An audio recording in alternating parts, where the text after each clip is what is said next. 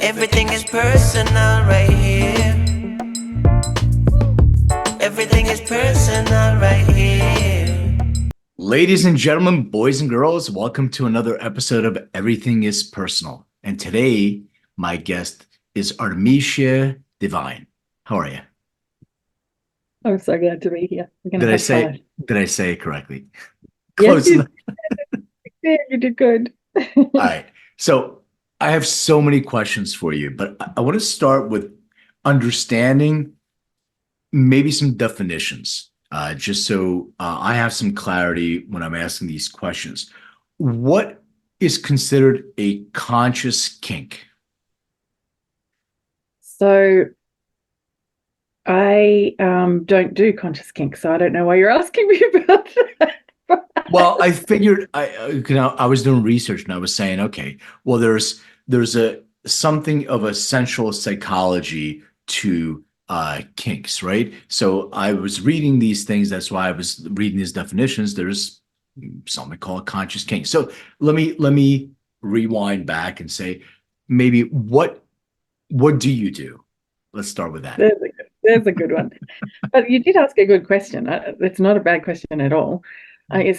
And back in the day, I did identify as conscious kink. In fact, I used to own consciouskink.com. So I'm pretending that I don't know, but actually I do. But it's not what I do now, because Okay. that's like I've reincarnated 17 times since then. Come on, my whole ideas are just so much bigger. But to summarize, so people have some context here. I'm an expert on understanding the erotic psyche. In fact, I've come up with a world-first, groundbreaking new way to understand the mental part of what turns us on. And it reveals an awful lot more about us than we thought to start with. So it's something that's pretty exciting. It's slowly working its way through the field, but academics and sexperts and sexologists who are finding out about it are like, oh my God, of course, why didn't we see that? Yes, that's exactly what it is. Right. And the thing that I do, my area of expertise is specifically understanding sexual fantasies.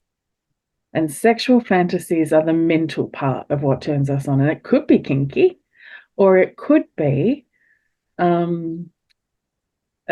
romantic. It could be anything at all. But actually, we've all got a mental narrative running in the background of our mind, whether or not we're aware of it.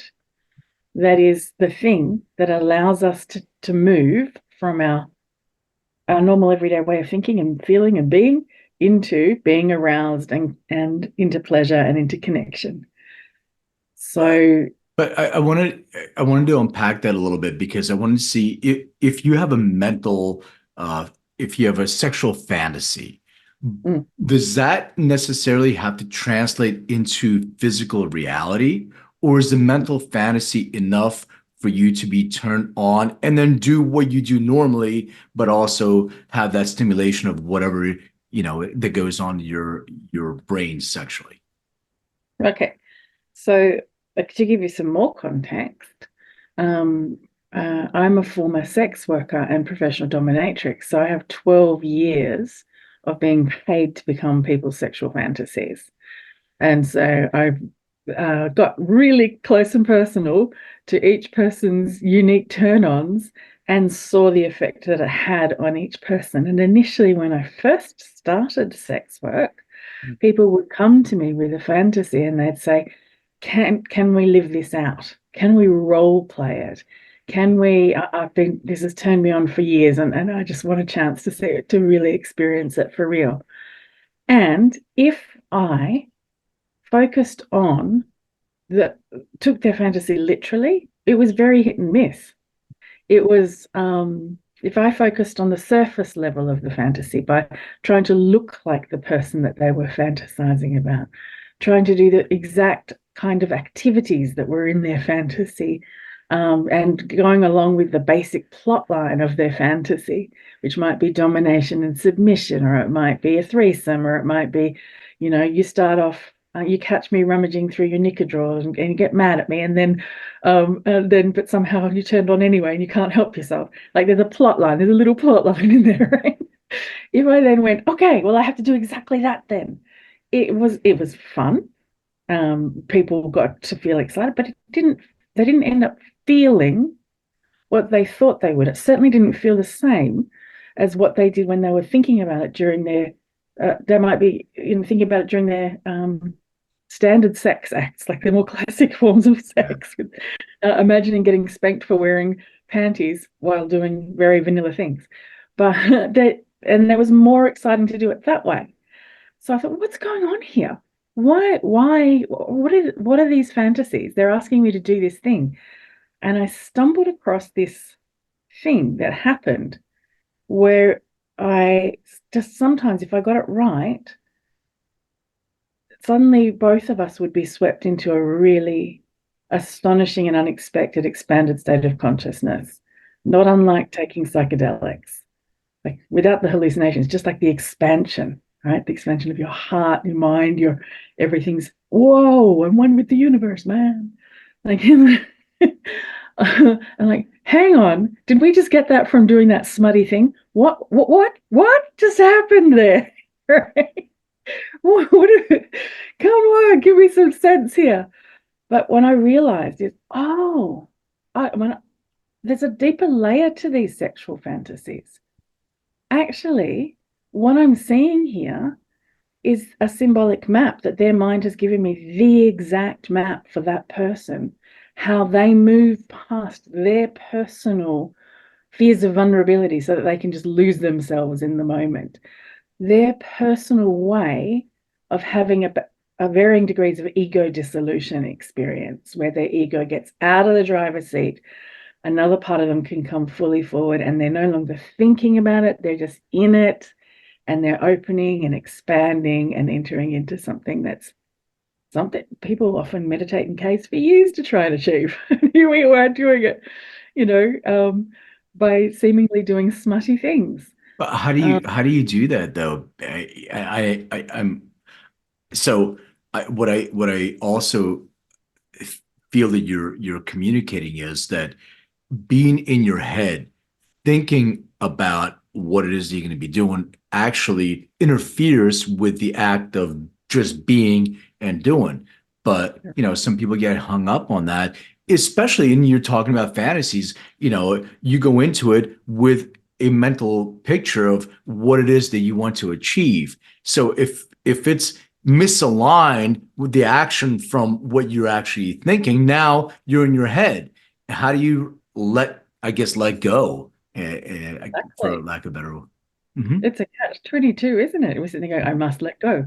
And yet also I must make the other partner feel happy, and I need to perform to do that. And how do I do that? And how do I get out of my head? Oh my God, do I look pretty in this? Is my bum jiggling?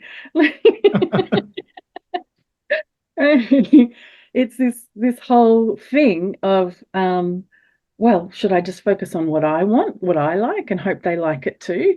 Do I sit there trying to mind read them, trying to work out what they like? You get caught in the head. Yeah. And also, even if you're not thinking about those sorts of performance anxiety thoughts that keep you stuck in the head, but you're actually thinking, you're just more goal oriented. I've got to get my lover to have an orgasm so that I'm a good lover, and then I can go and have one myself. They're thinking orgasm is the point, right? Instead of play and experience is the point. But then if you go, okay, fine, I'm going to give up my goal orientation. How are you going to do that? How do you actually do that? Yeah. I'm telling you, sexual fantasies tell you exactly how to do that, right? But we're looking at the layer beneath the surface. We're not looking at the surface plot line of what the characters look like, what they're doing. We're looking at the layer beneath. And what I discovered is that sexual fantasies are basically stories that change your state of consciousness, right? That's what they are. But what they do is they help you navigate the three paradoxes inherent to sex. Like they're just there. This is not from your trauma, from your childhood. This is not from your cultural upbringing. This is absolutely inherent right across the human experience, right? I have to follow my desire in order to be able to lose myself in the moment. My desire is the only thing that knows the way to where I need to go. Yet, how can I follow my own desire without harming my own ego, who does not want to lose dignity or be vulnerable at all? How do I follow my own desire when my partner's desire is different to mine? The whole point is to feel like we're in this together, and yet their map, the thing that allows them to let go, is different to mine, because it always is, always. So how do we do this? My desire versus your desire. That's the second paradox. It's an impossible thing to solve. That's what a paradox is. It's not a puzzle to fix. It's impossible. There's two impossible rights. It's not a wrong and a right. It's like a right versus a right. My desire is right. Your desire is right. How do we do this together? Right. And the third one is this paradox between your own personal desires and what the collective community wants and needs, the greater good of the community, right? We experience that conflict I'll give you an everyday example, not just a sexy one, but like, how many times do you want to just ignore the alarm and sleep in and not get up? And yet you do, like, your desire is to sleep in. That's your desire. And it would benefit you, and it is right, because you do need more sleep. That's right. And also, you need to turn up to the meeting that you agreed to, because you're going to let down the entire village who needs this for fundraising to survive for this thing if you don't turn up. Like, there's always a conflict between what you want and the greater good. So it's not about, I'm not even talking about oppressive systems of government or religion. That happens too. But even if you had the perfect society, that paradox would still exist. It's still there, right? So you're going to go, okay, my desire is to have, I think, going off and having a quickie at lunchtime in the office at work would actually help me focus in my afternoon really well, actually. I'd get all the tension out and I'd be right into being chilled and I'd get things done, right? And that's my personal desire, because I'm in the mood. But the communities are like, yeah, but we don't want to see that or hear it. And also, if you're having sex with other people in the office, that's going to create favoritism, and that's going to create harm here in this group of, the cohesive group that we need to. There's this conflict that's going on. So sexual fantasies are basically always stories about how we are navigating those three paradoxes. And it's the friction between those two impossible things that turn us on. That's why we get excited about taboo topic.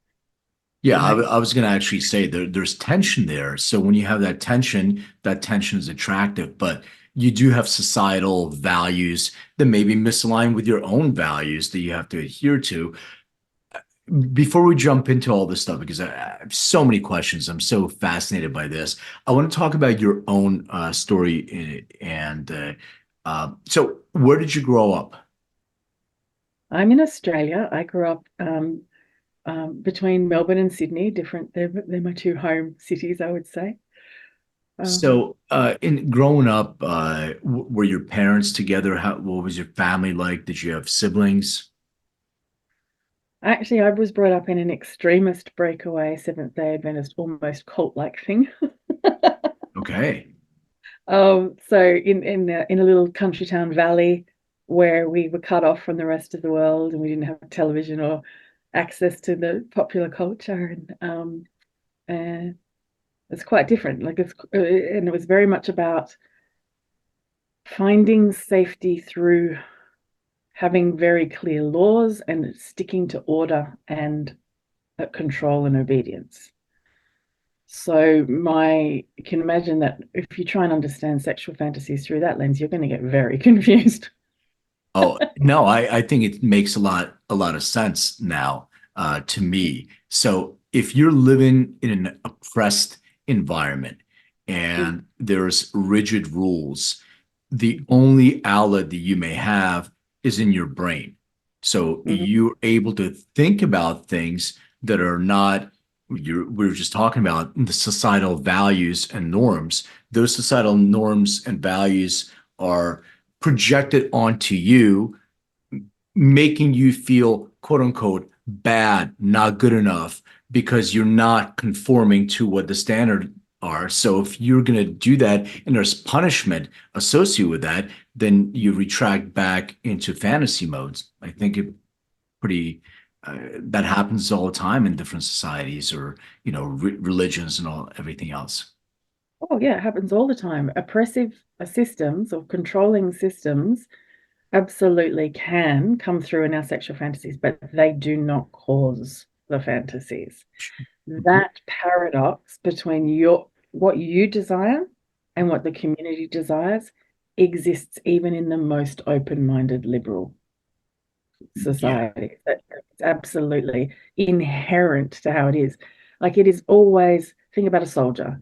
It's better for the soldier to disobey the commander and protect their own life. That's their personal desire. It's better for the collective if you suppress your own desire and obey the commander, and the army is stronger and you've got a better chance of winning.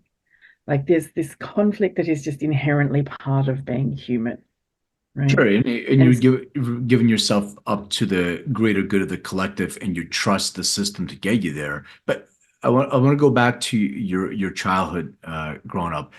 What were you into? Like, were you more into art? Were you into sports? Were you into mathematics? Like, as a did you or like working with your hands? Did you have any choices? Did you have any say? Like, I'm trying to figure out sort of where your interests would lie when you were a kid. so my childhood stuff does not place, and it's not really able for discussion. So, because what happens is everyone goes, "Oh my God, every sex worker must be an abused child. That's why she did it." Or, and I'm just not up for that discussion whatsoever because it's so not true. Uh, Right? yeah, But no, that's not at all where I was going. I was just interested in your path, meaning that okay, well, I was going to go to school and I was really into art and I was going to be a painter, or I was into music and I was just trying to figure out sort of where your interests were when you were a kid, not the whole all that stuff. First of all, everybody that does sex work does it for their own reasons. There's no kind of pattern. Oh, everybody comes from abuse because I've been around that environment many times, and I can see that there is absolutely no pattern. There's randomness to that. So that's not at all why I was asking that question. But it's up to you. You don't have to answer. It's fine. thank you for saying that. But yeah, I'm not really up for pouring into my personal life. I'm up for talking about what it is that I'm here to offer. Okay. So it's sexual fantasies do reveal an awful lot about how consciousness itself works. And I guess if I was going to give you a short answer to my childhood stuff without digging into it too much, yes, I have always been artistic and interested in those things, but I've also always focused on the big existential questions. I've always wanted to know about how consciousness works, how I'm a meaning of life kind of person. Like, oh my God, like there's some people who can't stand thinking about infinity because it freaks them the fuck out. Yeah. I love it. I love the sensation of dissolving into something so enormous that I become one with everything.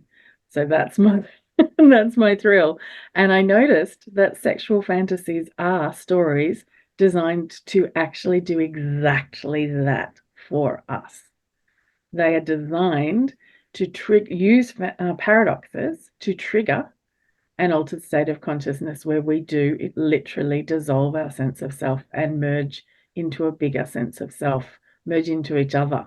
We feel How like does that work? Is there a neurochemical release, like a perfect release of certain neurochemicals at a certain time that you're accessing, or you're also accessing like pineal gland, as you were saying, through meditation, all that stuff?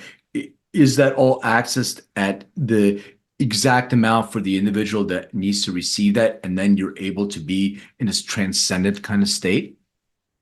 well, I steer away from making any neuroscience claims because I don't have any expertise in that area. So I am sure there's absolutely a biological process that is happening, Mhm. because certainly an awful lot of different kinks are fun because they release dopamine and endorphins and all sorts of things.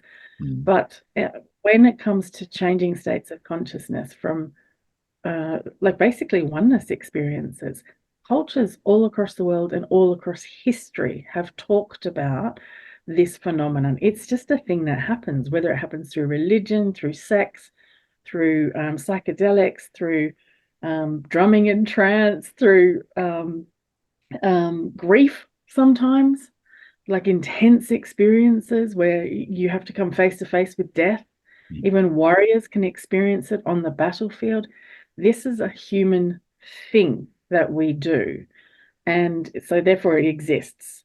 There's an awful lot of different meaning making stories that have been put onto it from all different cultures. Tantra will tell you it's this, Yeah. Pentecostal Christians will tell you it's this, but it's the same damn thing, right? It's Yeah, this. I was actually going to ask you about Tantra next, but I was wondering, was there a specific experience that shaped this sort of path for you? Is there something that happened, like you were along this path, and then you're like, this happened, and let me explore this a little bit and take a left turn. Which the The actual beginning. path, yeah, the path of not the sex work part, the path of understanding this whole notion of fantasy and going into the psychology of how it shapes people experiences, basically what you're talking about now. Well, when I was younger, I didn't understand sexual fantasies at all. I thought they were like, how on earth could you have a fantasy like that? And it was in such a clash with my how I wanted to be treated and how I wanted to treat others in everyday life. How do you even make sense of that? And why are all of these people coming at me when they get horny, looking at me? My young body was really hot. Like they were all like um, behaving differently when they became aroused, completely differently than they would in their everyday state of consciousness. And they obviously didn't understand their own feelings, and that's led them to behaving in ways that were less than ideal for everyone involved. Um, and I wanted to know why on earth we did that. Like, why are we crazy, basically? What the hell is going on? But then it was through the sex work where I kept stumbling across these incredible, extraordinary moments. Like they would come in initially. I call it my deep sea anglerfish moment. They come in initially thinking that they want boobs, but but they end up finding God accidentally. Like it's this this deep. I've got this painting that I painted years ago with as a deep sea anglerfish, and instead of the light dangling there as the lure, we've got a set of boobs, and we've got a set of little peen fish swimming all through the ocean, mesmerized by this thing, and then this giant vagina dentata behind it. Ta-da! Which is this, so I call it this thing where basically it's uh, our turn-ons say, hey, this thing's really exciting, but it's just this, it's distracting you. It's distracting you with the perfect symbol. It's saying, you think that you want boobs to get this feeling, and you're right, they are the perfect symbol for you at the moment. You're right. But also, it's not just the boobs. It's what they represent to you. It's what you get to feel being near them. It's the way in which you personally will feel not threatened but opened by these, yeah, by your particular relationship with these particular kinds of breasts. Like it's it's um But how did you like so let's use in that example. So as a sex worker or somebody comes in and they want something specific. How did you uncover that maybe that's not exactly what it is and sort of guide you and the other person or people into finding that bliss moment because that wasn't really what the intention was. Like, how did that manifest itself?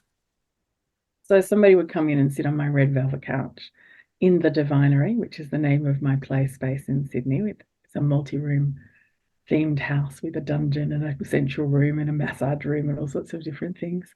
And they would sit on my red velvet couch, and I made an art form out of asking them the right questions to find out what was going on beneath the surface of their sexual fantasies. And they would give away all sorts of information they did not realize they were giving away. Then I I'm didn't. sorry to interrupt. Just so I can give me an example of some of those questions that you would ask. So I need to explain a little bit first before that Okay. makes sense. So, what I need to find out is their relationship to those three paradoxes. They are focused on, oh, mistress dominated me with a giant strap on the size of, I don't know, the Leaning Tower of Pisa. I don't all right. And she was wearing these kinds of corsets and these kinds of shoes, and she said this mean thing to me, and that's really exciting, right? That's the surface level. I'm like, okay, what's going on here? First of all, the very first thing you need to focus on is a very specific moment. You don't want to try and focus on big sweeping questions because people do not know how to answer it. You would need to ask okay, that moment there where it was really it was super exciting, where she brought out the strap on. In that split second, in that moment, what was her body language? What was her attitude towards you? Was she contemptuous and cold? Was she mischievous with a twinkle in her eye? Was she primal, like a panther going to ravish you? Was she like the schoolgirl bully who was being smug about what she was about to make you do, and she knew that you wanted it anyway, even though you don't want to admit it. Like, what is her attitude towards you? Hmm. And what did you get to feel in response to that attitude? Right.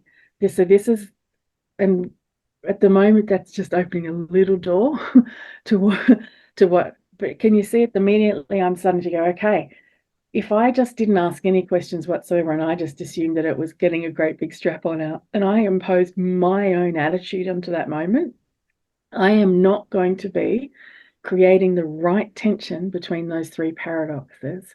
I'm not going to be triggering the right effect in them that will help them build the tension and then burst their mind open into this new state.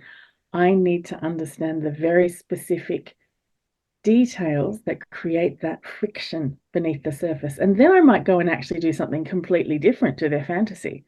I don't even have to live out their fantasy at all. As long as I get the right friction points, they'll be all, oh my God, mistress, how did you know? You read my mind. That was mind blowing. I've been trying to feel this my whole life. Right? And it enters into this state. So we have to go beneath the surface, not on the surface. We have to get those tensions right from those paradoxes. How was there a moment in like your work or your own personal life when you came to that realization where just fulfilling and literally accepting people's fantasies as they communicated to you, that wasn't really where the the pleasure, the ultimate pleasure would be. How did you sort of come to that conclusion, and how did you discover this? talk about that in my upcoming book called The Spirituality of Smut, Surprising Wisdom of Sexual Fantasies. And I tell quite a few different stories in the adult industry about how I worked this out and how it's translatable across into everybody's lives, not just your sex lives, actually. It unlocks keys for everything because it's not just that. But because desire is the motivating force for absolutely everything. Absolutely everything. You don't even get off your couch at all if you don't have a desire for something. You will literally just turn into a bag of bones and die. Desire is the motivation force of everything. And sexual fantasies are the most raw and undiluted precognitive form of desire we have access to. So once you start understanding how that works, you actually see the movement and the shape of consciousness itself, and that unlocks everything. Because if you understand, if you can use sex as the playground where you are quite deliberately playing with and exploring and forming a relationship with your desire, then you're in relationship with your desire in a way you can trust it and interact with it in a really healthy way. It's now your ally, and that literally affects everything in your life, everything. So this is how did I find this out? It's a little piece at a time. Like I just kept stumbling across these expanded states and working out what the pattern was, reverse engineering it. And there's no one in the world who has put together how these sexual fantasies work with the engine of it is actually paradox, these three paradoxes, and your poisons and your antidotes, and which parts of the fantasies together. And no one's put together, like I have, an entire system around how you actually do this thing, which I have put together. It's called the divinery method. But it's how do I say this? It's just each time I trusted the fantasy itself, each time it's from the responses of the clients themselves. Like they don't make that shit up. When they walked in the door, they didn't even particularly think of me as a person. They were too busy projecting their fantasy onto me. By the end, both of us, not just them, had shifted into our state of consciousness so far that we could look into each other's eyes, and it felt like the part of us, like if there is such a thing as life before and after this one, it felt like that part of ourselves was looking back at each other. Our everyday personality was just out of the driver's seat completely. And we're both in this experience of awe and wonder of like, whoa, Yeah. what are you feeling? You're feeling that too? Whoa. And it feels like alignment. It feels like your primal self and your higher self and your everyday self have all merged together in perfect harmony and are fully present in the moment. That's what it feels like. How does somebody discover that within themselves? Like maybe some people, because of societal, because of parental, because of all these different things, there's suppression that happen. And you have experience with an outlet of, if you have suppression, maybe some people want to be dominated more, some of that's not my area of expertise. But I'm just thinking that if somebody has been suppressive, they were told like growing up, sex is not good and it's not good to fantasize, and your fantasies, if you ever try to, bring them into reality, that doesn't fit into societal norms or religious norms, whatever they are. How can you have someone or suggest to someone out there that they need to be open to, at the very least, do some self-discovery to see what they're comfortable in, and keep pushing that to a certain point, so they can be out of, like you were saying earlier, out of their head and into their just state of being.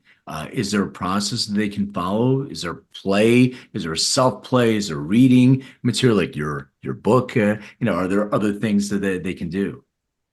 Yeah, definitely get your hands on my book. But I'm doing, take a drink every time I say that. All right. No. This is I've developed an entire method because you're absolutely right. You can't just jump from like fear around your own mind, your own fantasies, your own confusing taboo thoughts that seem to be in conflict with your own everyday morals, to just accepting and exploring them. You need a framework. You need to actually have a container that can hold that for you. And so the very first thing that I teach people in the Divinery method is called the desire compass, where you learn actually to be in an embodied, real relationship with this intelligent force inside of you in a way that you can finally learn how to follow it without harming yourself, your lover, or the fabric of society. Right? How you can actually listen to this wisdom and trust it. And you can't just tell someone to do that. You need to hold their hand through a series of exercises where they can experience for themselves both the solid container that's going to keep them safe from all the harm that they've been told is going to happen if they ever follow their own desire, and also the true wisdom of actually experiencing where it takes you and going, oh, it was on my side all along. Oh, there it is. I can feel it for myself. So the desire compass is designed to actually take people step by step through that process.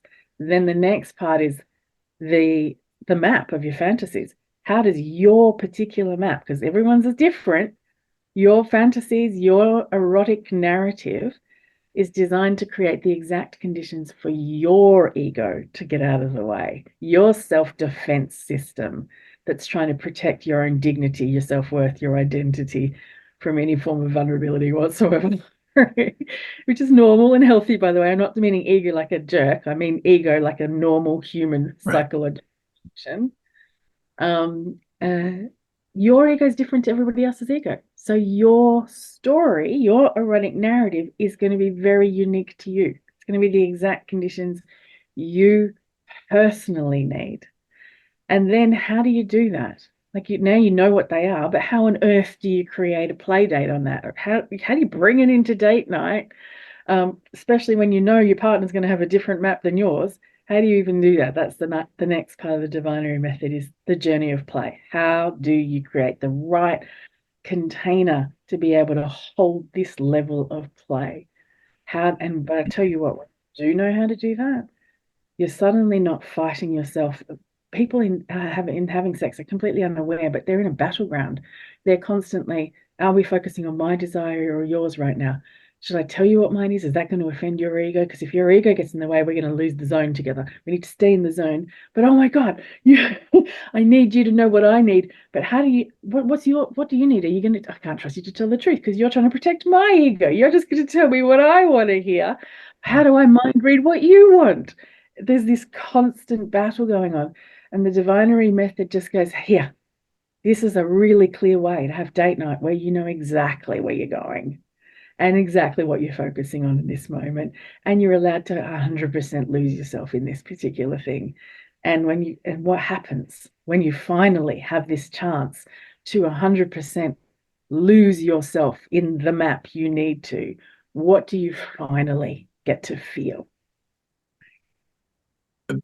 So is it important? Like, I know that you're saying you sort of schedule that time, but is it important to have open communication and dialogue? And how do you get to a point where you can do this in a relationship without, because like somebody can have a certain quote unquote kink that you feel that if I reveal this to my partner, they may blank walk, they may get upset. As you said, their ego may be hurt. How do you create a safe enough container where you're not judging each other's fantasies, and maybe you start peeling back those layers of onions, and at some point maybe there's an intersect with both of your fantasies sort of align, even though you were saying, as you just mentioned, you were saying what the other person wanted to hear. Oh yeah, you know what? Do you ask them what is the porn that they go to most often? Is that a sign to sort of express, or are there other things that you can do? I'd take a step before that. Like even before you have that conversation of, what's your favorite porn? I would need to create context and container around it, because people will. You're absolutely spot on. It's a great question you asked there. They absolutely will hear it incorrectly and shut down and react if they don't understand what fantasies are there for. If they think, if you say to them suddenly, like, and this is a mistake lots of people do, they're like, okay, I'm finally getting the guts to tell my partner of 6 years that I really want to try prostate play. I really like to try a strap on, and that's really amazing. But we've only ever had sex where I'm the one ravishing her. Let's just talk about a heterosexual relationship. I'm and I'd like to have a time when I'm the one who's being ravished and I want to feel desired and I want to feel a little bit naughty about doing it too. This is exciting to me, but how am I going to bring it up? Because suddenly that puts me in a position where I'm not being the manly man holding space for her. And it's not, she hasn't shown any sign of being desiring my butt, even though I wiggled it a lot when I got out of the shower just to try and make it see. Listen, it was cool, right? How am I going to bring this up? And so they make this mistake of like, hey, babe, I saw this thing on porn with the strap on, and I thought that was pretty cool. Do you want to try it? And there's no context around that. And she doesn't have any understanding. So what she hears when that it's come at her like that is, does that turn you on? And she's going to go, that's not my fantasy. No, it doesn't turn me on. No, I'm not interested. All right. And so, or, yeah, that's gross. Or, are you gay? Or people get really threatened about, they just don't understand at all what is going on. So they bring their own story to the process. So if we you back can also up, be there's also an insecurity part of it, because if you're communicating that you would like to be, with a strap on, and that there's no sexual organ that can, the woman doesn't have that. So now it can be, I'm feeling less than, oh no, am I satisfying my partner? You want something that I normally can't give him with myself. So now I have to use something else. Maybe I'm not good enough. Maybe I'm not providing this. Maybe I'm not providing that. And you start building doubts. And when you start building doubts in a relationship, like, it definitely affects the type of sex that you're having with your partner. right. And if she did, and then that it did feel all of that, but decided determinedly she was going to try and do this thing for his sake, even though it doesn't turn her on at all, Right. she's now going into obligation sex. Yeah. And that is not going to last very long. I like the obligation sex. All right. So most people are going about this all the wrong ways. The very first step we need to understand is that to actually get to the truest desire that you actually really want, that feeling you truly, truly want of being in sync together and losing yourself in the pleasure together, you have to understand that sexual fantasies are going to be very unique to you, and they are the exact ingredients that you personally need. And you're going to have to take turns with each other to get to where you need to go. There's no way around it. If you try and do both at the same time, you're trying to eat pizza and soup in the same dish, and it's not fun. Like, you're only going to get so far, right? You can get hits and misses. And people, this is where people come and argue with me. They're like, oh, but I'm in this new relationship energy, and we just happen to magically it just all works. It's just so magical. Yeah, guess what? In your new relationship energy, you are both 100% projecting onto each other, not experiencing the same thing. You're swept away in mental chemicals that are making you feel as though you're in sync, and you're not. And when the honeymoon chemicals wear off 6 months to 2 years in, you're going to suddenly go, where did the sex go and how did we get it back? Should we try and spice it up and go about all of the wrong ways of trying to fix it from there? But it was never in sync. That was always projection. And that was never actually truly seeing each other. If you want real intimacy and real sexual pleasure, you have to truly see each other. And that takes being brave enough to go, hey, my turn-ons are different to yours. Then you've got the problem of, oh, do we role play forever? That's kind of gross. Role play can be fun for a little while, but what do we do now? So the divinery method actually shows you how to move beyond faking it, how to move beyond role play into genuinely, and I mean genuinely, going down the rabbit hole together while focusing on one person's pattern at a time. So it comes full circle. But the first step, you have to have the conversation about what sexual fantasies actually are, what they're trying to achieve, and create a safe space for each person to go, okay, my turn-ons are going to be different to yours. Let's even start before we tell each other what they are. Let's start there. They're going to be different because what I need is different to yours. Can we have this conversation where we get to play, exploring and discovering each other? And let me tell you, there is nothing more intimate than having somebody truly see the secret corners of your own psyche and lean in enthusiastically and want to play with you. There is nothing more intimate than that. Is it the same for people of different gender identity? Like, because we're talking heterosexual for the most part, but you know, and I don't want to get into a long discussion just for the sake of time on, you know, how people identify and what the sexual orientation versus their identity and all that stuff. But I'm just curious that if people are, you know, have an identity, but then they have, you know, different sexual organs and all that stuff, does that same flow and state and process work for everybody across the board, or is this something for them to sort of explore a little bit differently?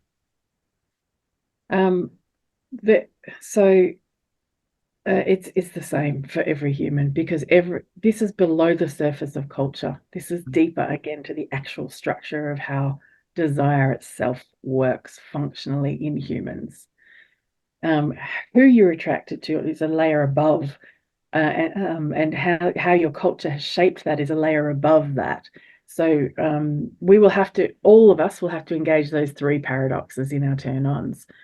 And your personal attraction to the different kind of gender, or your personal attracted to your own identity being fluid,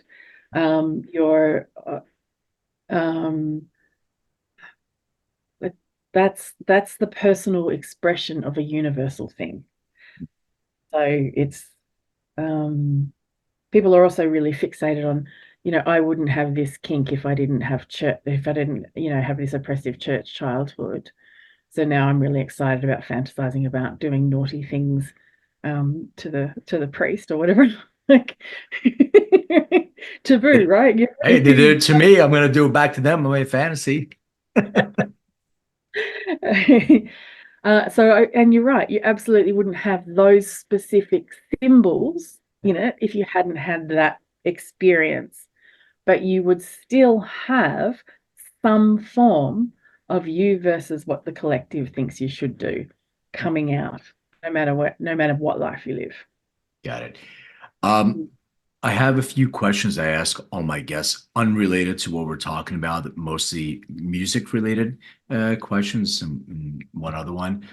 So I wanted to ask you if you recall, and if so, what was the very first concert that you ever attended? I think it was Massive Attack, actually. Yeah, Massive Attack. And incidentally, I ended up using a Massive Attack as the peak moment in my soundtrack for erotic massages. Protection. What you know? I love Massive Attack. So, okay, what was the last concert you attended?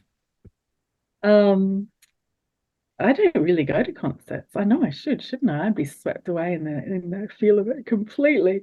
It's one of But those. I'm a bit of an introvert, so I kind of don't go where there's lots of. So, Massive Attack was your first and last? I think so, like an actual concert. Like I'm in Melbourne, or just outside of now. There's a live band at every single pub. Like it's Okay. live music.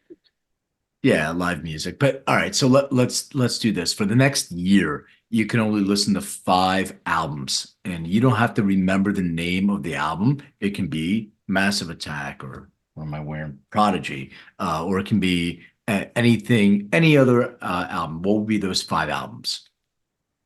Um, I'm actually perimenopausal. I can't remember names of things, so I'll give it a try. All right. The part of my brain that remembers names of everything just disappears at this time. Just so you Yeah, we have a DNA test for that menopause body know. type. For real. Um, so let's see. The kind of music that I've been exploring at the moment, actually, I'm experimenting with different hertz to have different, because I'm interested in states of consciousness. So different kinds of music that would be able to support me exploring different states of consciousness. Um, I would like to, I have a playlist which is my angry playlist, which makes me feel powerful if I'm angry, and I go away and stomp and walk really fast through the gardens, the botanical gardens, until I feel like I'm invincible again. Like all of this music, it's really, and it's got all sorts of things on it, but I can't remember the names of them, of course. Oh, you asked me the wrong question. Oh no, you've asked a great question. I'm the wrong person for the question. That's whatever comes to mind. Like it doesn't have to be the name of the album. Like I said, it can be just the artist, whatever it is that you can recall. And if not, it's fine. Yeah, I'm trying to look up their playlist now to see who's on it so I can um uh oh, I actually even like Imagine Dragons. Okay. Yeah, yeah. Um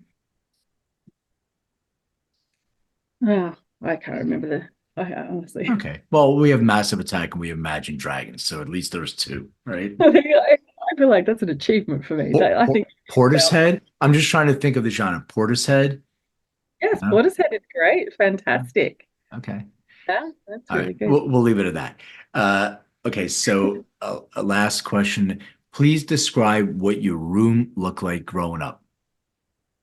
Oh, when I was younger, actually it was all yellow and white. It was great big swathes of sunshine daffodil yellow, and yeah, lots of IKEA furniture, I think. Anything distinctive on the walls, like any posters, any art, anything that you can remember? No, we didn't have anything like that on our walls, particularly. Other than having some, maybe some pot plants or live flowers, but because of my religious upbringing, all sorts of images were not allowed.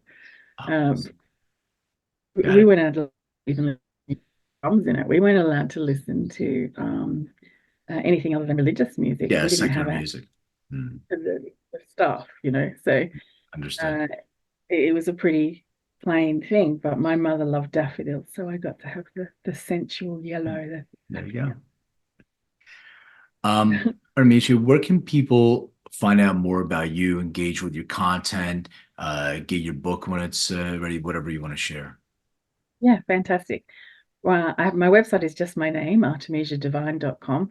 But actually, where all of the action is at the moment is on my Substack, which I don't charge for. It's free. Hmm, If you're interested in understanding bits and pieces about how consciousness, fantasy, and desire all work, that's where it's. I've even published pieces of my upcoming book there, and you'll definitely be the first to find out about the book when it comes out if you're following through my Substack, which is just again my name, Artemisia Devine. So And for my listeners, thank you so much for all the wonderful reviews and the feedback. Keep doing that. And don't forget to subscribe, follow, all that good stuff, share. And thank you for buying my book too, Making Cannabis Personal on Amazon. And just want to say, I could talk to you for like hours. I'm so fascinated about the subject, and if we keep going, I think people will turn off. So I got to keep it brief. But maybe when your book is out and once we get some things feedback in the market, maybe we can have you back. And I have a whole part two that I want to talk to you about. So, but I want to thank you so much. It's such a fascinating subject, and I love the way you actually describe and how open you are to have these discussions. I think it's really helpful because it's a major obstacle in people's lives, just sexuality in general. And people really walk around with a stigma. And I think being able to remove that, we only have one life to live, being able to remove that and enjoy our partners, enjoy ourselves, and have, open sexuality and conversations. I think it's a testament to the work that you're doing. So I'm grateful. Thank you so much. Yeah, I had a great time. Thank you so much for having me here. And I'd absolutely love to come back again when my book's out in a couple of months. We'll do it. All right. Take care. Hey everyone, thank you for watching and listening. And don't forget to hit the subscribe button, share this episode, and hit that bell. Like, comment. I so appreciate that. And check me out on social under Len May or Len May DNA. Find out more on LinkedIn or lenmaycoaching.com. And remember, everything is personal.